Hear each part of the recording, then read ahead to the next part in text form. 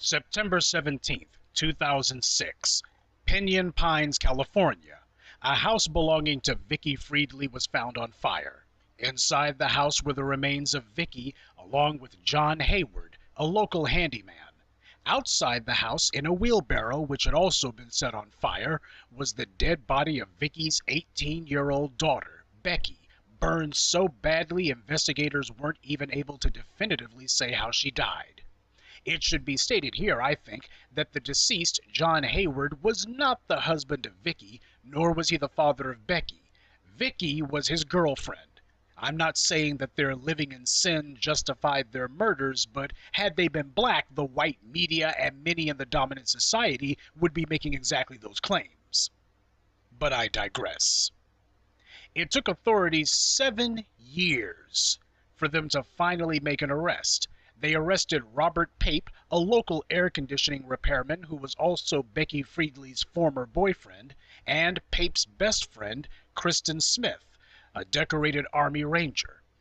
Allegedly, Pape and Smith went to the Friedley home, allegedly to take Becky hiking with them.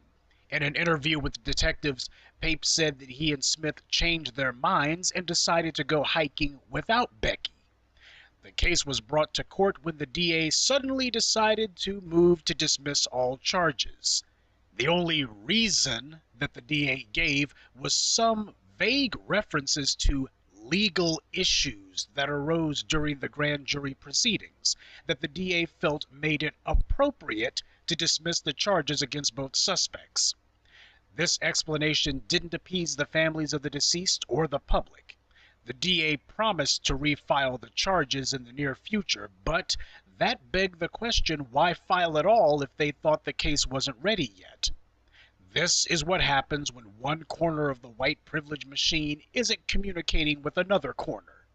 Well, this month, 2 years after their aborted prosecution, nearly 10 years after the murders, the DA says that they've obtained new evidence due to new technology, and they have since rearrested the 2 suspects on the same charges. A business card found on the trail that led to Becky Friedley's body had DNA that matched Kristen Smith's. Smith was a juvenile at the time of the murders, so he's not eligible for the death penalty, but the fact it took all this to even get these 2 bound over for trial proves that white privilege is hard at work, because had these 2 been black, they'd have both been convicted merely as a matter of course. But as this case progresses, I want you to watch to see how the charges will be gradually reduced over time.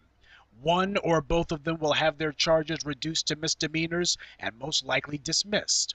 And we'll have the authorities tell us that this was due process. A family of 3 was butchered, and the people who did it have walked the streets free because the criminal justice system prohibits the effective prosecution of white males. And so, the internal genocide of white-on-white crime continues unabated. One has to wonder, when will white politicians finally say the words white-on-white crime? After all, Governor Schwarzenegger, who was in charge at the time, was the one who put up the $50,000 to fund the so-called reward for any information leading to the killers. But, at long last, no one demands that the white community actually do something about this self-inflicted genocide.